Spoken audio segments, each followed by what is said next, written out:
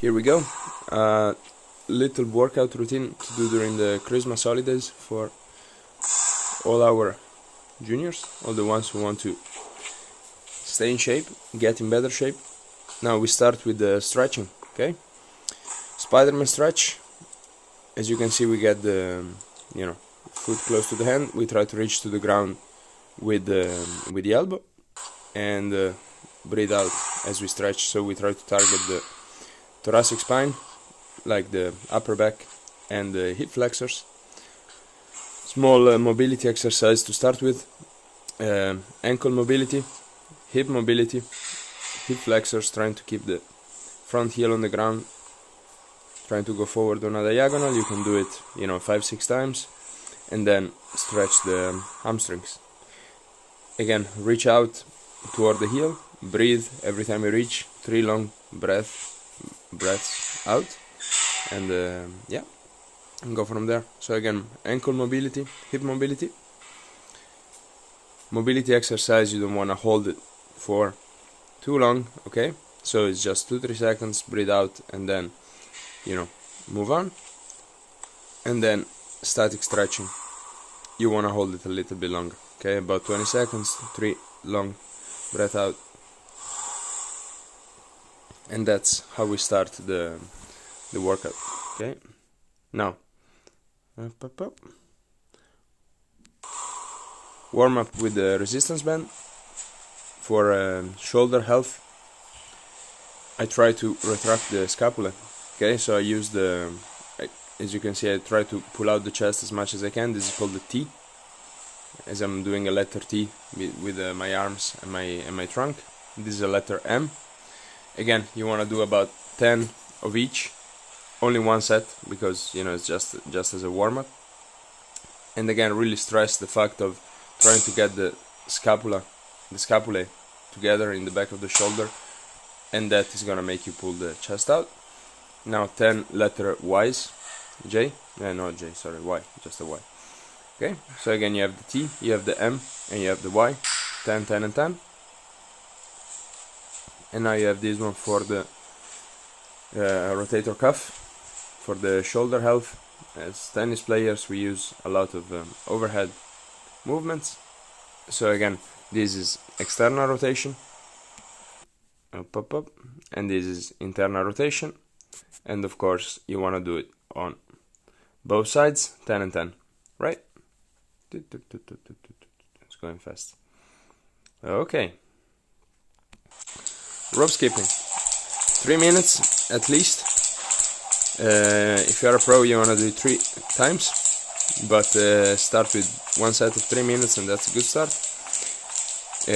Just normal skipping, it's okay. If you want to add some variations, as I'm showing right now. So again, I was doing some split steps, opening and closing the feet, split steps forward. Now I'm doing single leg hops, side to side. Then I'm gonna do them back and forth. Again, same idea.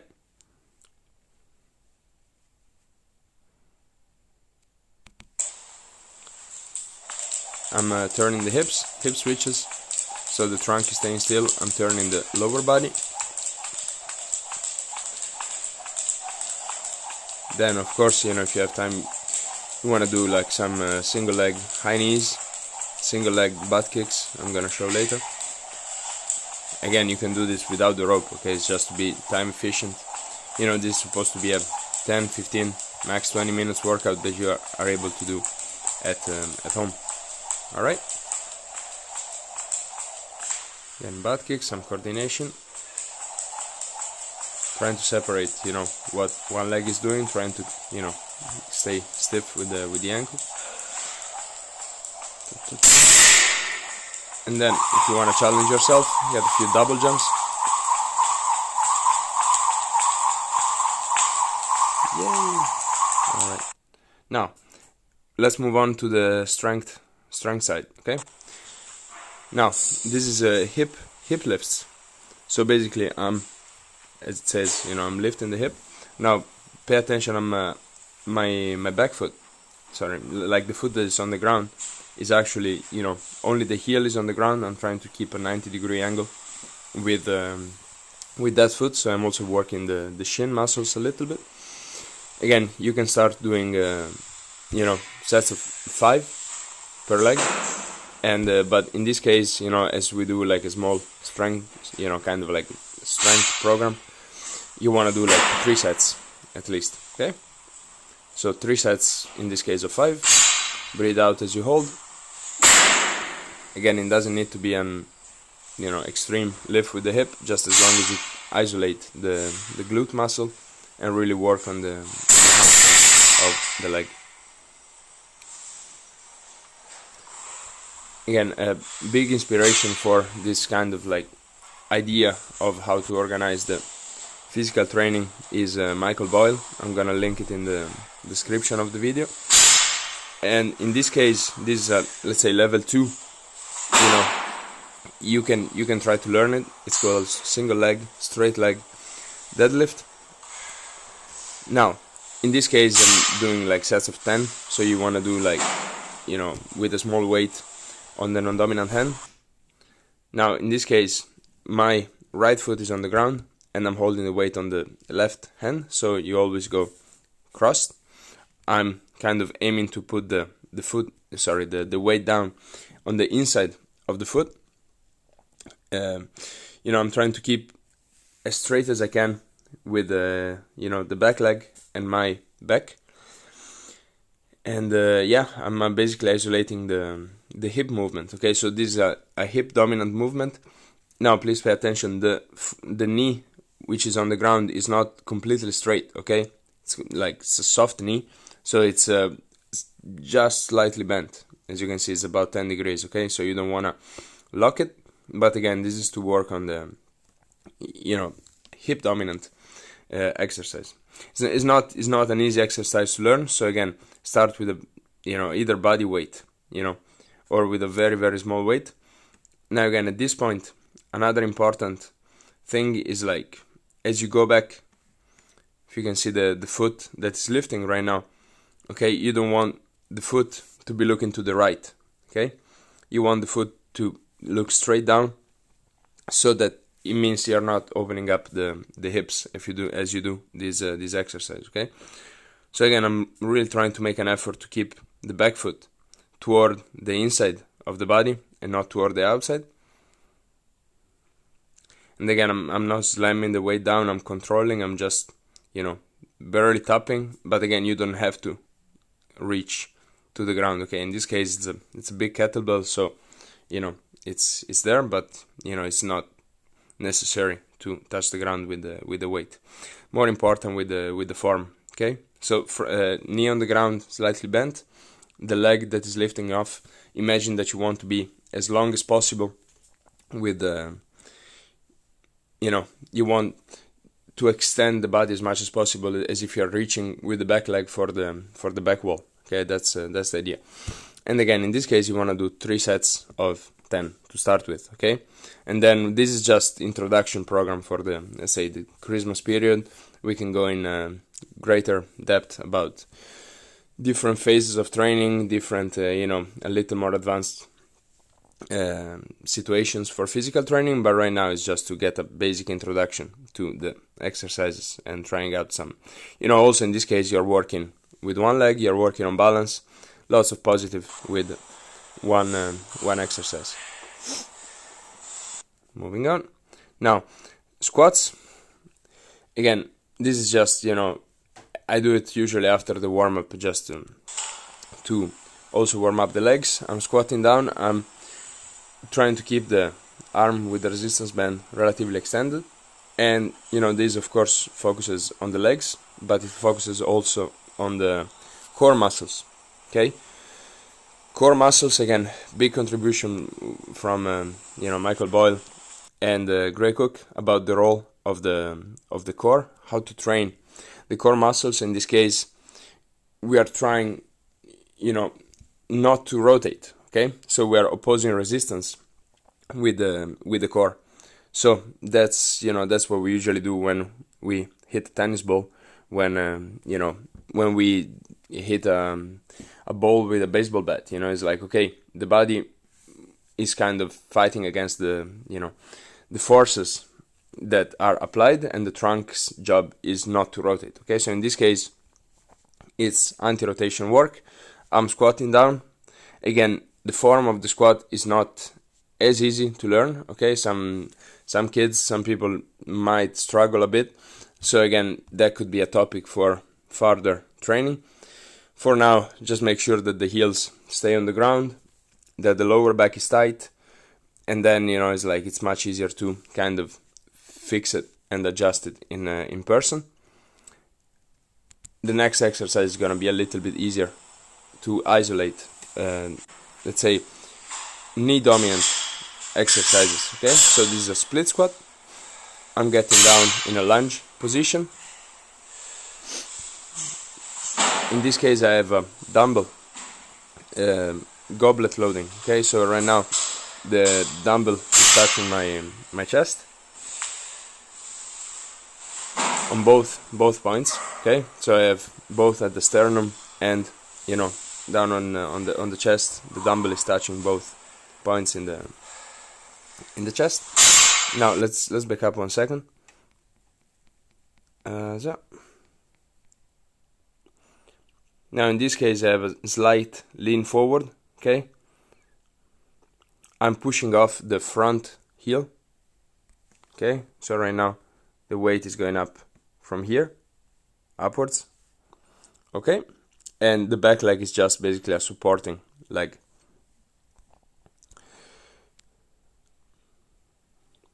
Three sets of 10 per leg, of course. Okay, and this is a knee dominant exercise. Okay, now upper body. Okay, so whenever you do kind of like strength training, you want to focus on those basically those main 4 areas to train. So you have the hip dominant, which you could think of like the back of the leg. You have the knee dominant, which is like, let's say, the front of the leg. And then right now we go to the upper body. So you have pushing motions like push-ups, like I'm gonna show you now, and pulling motions. All right, so of course, and then we add the core exercises. Now push-ups variations. Okay, now in this case I'm starting with the knees on the ground. Now the important part is that I'm engaging the core. Okay, my abs are tight, the glutes are tight, and as you can see, I'm not slamming to the ground like, you know, how do you call it? Like the body is not shaped this way, but it's instead shaped more this way. Okay, so I'm really staying tight with the core, tight with the glutes. The elbows are close to the body, the hands are looking forward. Okay, and again, if that allows you to keep good technique on the push-ups, do that this way. Okay, so again, as long as you keep good form, go down all the way, engage the core, engage the glutes, great. Okay, level 2, same idea. Okay, now I'm staying on my toes, I'm staying on the feet, the core is still engaged. Okay, I'm not getting sloppy over here. I'm not going this way with the body. Okay, I'm staying strong with the core, strong with the glutes. And once again, elbows are close to the body, going down all the way and up. Okay, 3 sets of 10. Now, next level for the ones that, you know, okay, if you do 10 normal push-ups and you know it's too easy, then elevated push-ups. Okay, so you're putting even more, in a sense, effort in doing the push-ups. You're putting more weight, in a sense. It's still the body weight, but at a different angle. So same idea, strong core. As you can see, it's like the line doesn't change. Okay, I'm not modifying the line of the body. I'm still on a straight line. Okay, so really you don't want to end up looking like this when you do an elevated push-up. Okay, so engage the core, engage the glutes, 3 sets of 10. Now, pulling exercises, okay?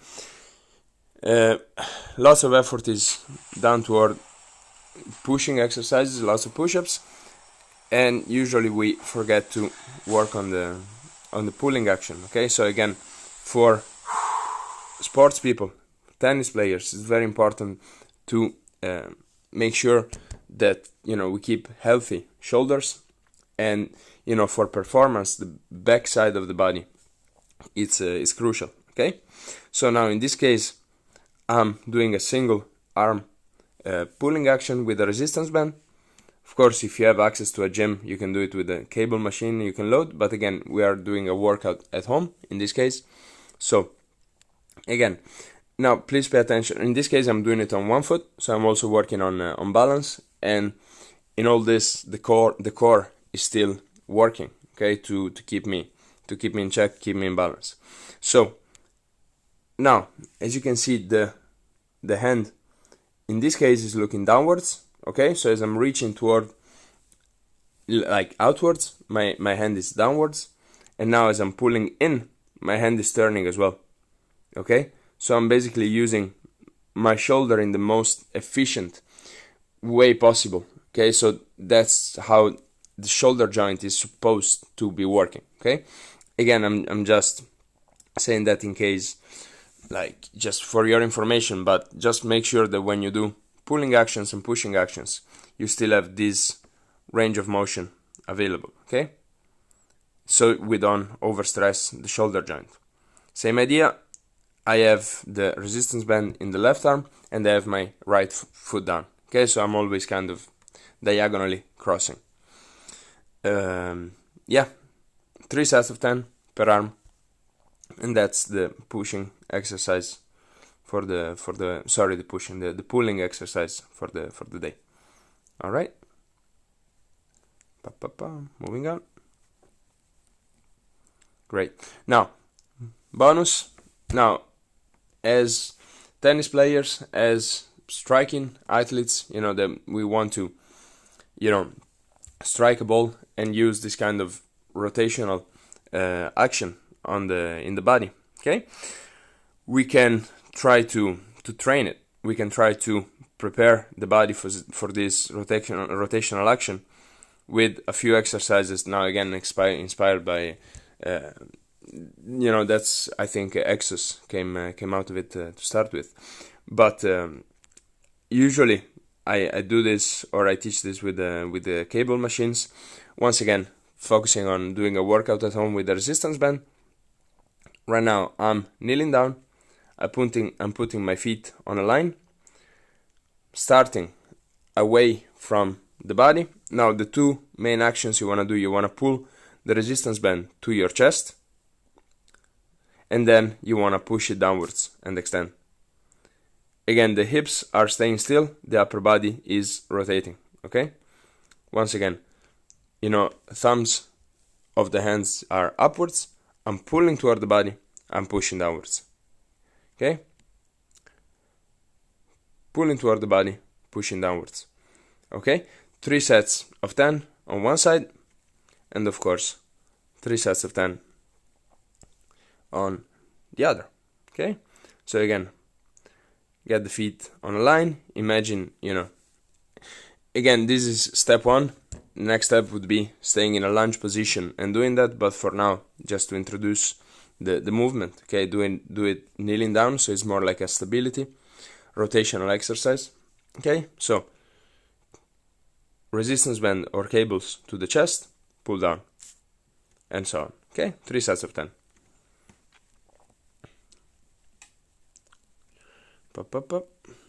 Great. Now, core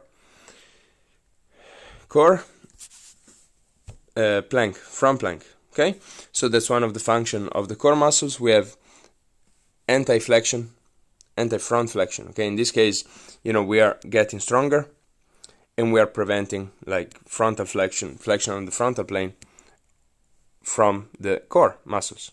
All right, so plank, 30 seconds.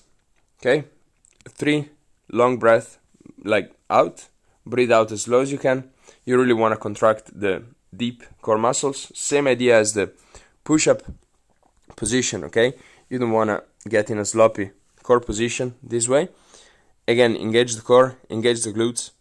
Imagine that, if you look at it from the other perspective, is like as if I'm standing up pretty much. Okay, so plank 30 seconds,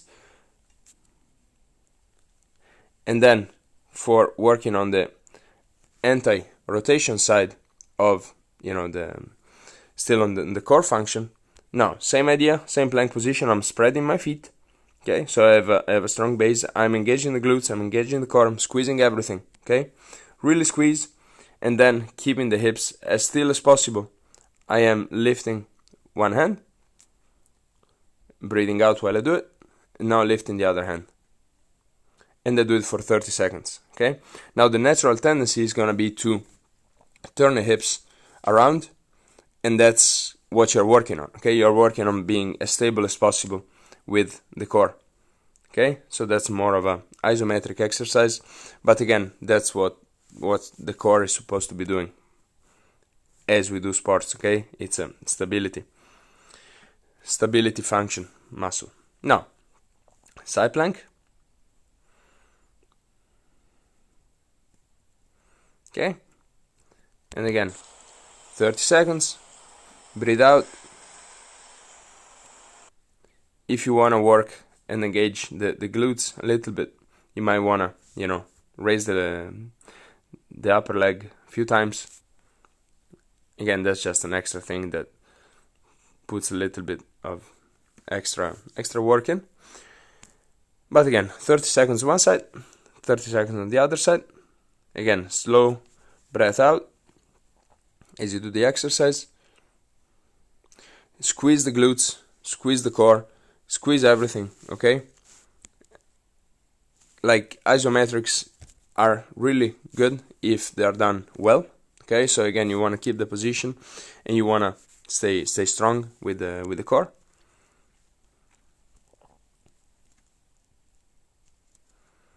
Now, last exercise. Sorry for the light. I don't know what's happening. But now, clock plank. Okay, so basically I'm getting in a push-up position, spreading my feet, getting the hands close to each other, and now from this position, again, everything is tight, glutes are tight, core is tight. I'm going around the clock with one hand at a time, trying not to move the hips as much as I can. Okay, again, the tendency will be to open up and to turn as I lift one hand, and you want to fight that natural turning action. Okay, so that's why we are working on the anti-rotation in the core. And again, that's really important for us as tennis players and rotating athletes, as the stability of the core is it's crucial not to get injured in other joints. And again, I'm just going around the clock. Again, same idea, as same push-up position, glutes are tight, core is tight. In this case, the feet are spread out. The wider are the feet, the easier it is, of course. The closer are the feet, the more complicated it's going to be to stay stable with the hips.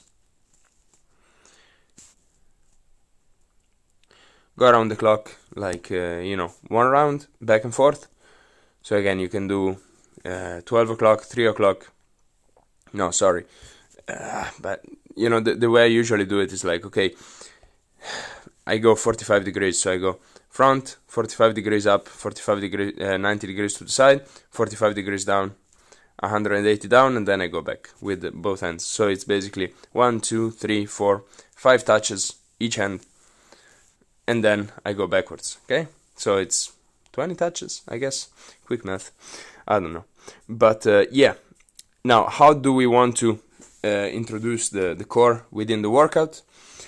Structure of the workout: after you've done the stretches, you have done the resistance band warm-up, you have done the rope skipping. Great. Okay, now we go into the strength training part. And then let's say you do one hip dominant exercise, which could be the hip lifts, okay? And then you want to do a pushing motion with the upper body, so you're doing the push-ups. And then you do one core exercise, right?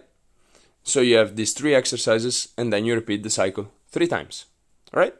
And then if you have extra time, you do it one more time. So let's say you're doing the single leg straight leg deadlift. So again, another, then you're gonna do a knee dominant exercise. So you do the, let's say the split squats, okay? And then you do the pulling actions with the resistance bands, and then you do the lateral side plank, okay? 3 rounds, with the sets that I mentioned before, and then once you do those 2 cycles, the workout is done, alright? And once you're done with the 2 cycles of the strength training, stretching, okay? Now kneeling down, so as you're kneeling down, you are stretching the ankles and stretching the quads. And now let's, just regular shoulder warm-up, oh my god, sorry, stretching, okay? So again, you're really pulling, okay? You're really kind of, breathing out and trying to stretch as much as you can the back of the shoulder. Forearms, okay? Especially after you play tennis, especially after you do some, work that engages the forearms a lot. It's important to stretch that, and in this exercise you're also stretching the upper arm and also the biceps and everything. Latissimus dorsi, so the sides and the triceps. Again, you want to hold the stretches for about 20 seconds or 3 long breaths. If you have time, do it longer. Now, hip mobility. Okay, starting from this position, I'm going to one side. I'm 90-90 stretch. Okay, so every joint is forming a 90-degree angle. You will see it better later. I'm holding it for a few seconds. I'm trying to, reduce as much as possible the space, between the ground and the glutes. Reaching down, stretching, again, stretching the glutes, stretching the hamstring. And then I turn to the other side. As you can see, the 90 degrees, okay? Give me 1 second. So it's 90 degrees here. It's 90 degrees here. Oh, jeez, sorry. So 90 degrees here and 90 degrees here. Bam. Okay, so every joint is at 90 degree. I hold it. Yeah, great.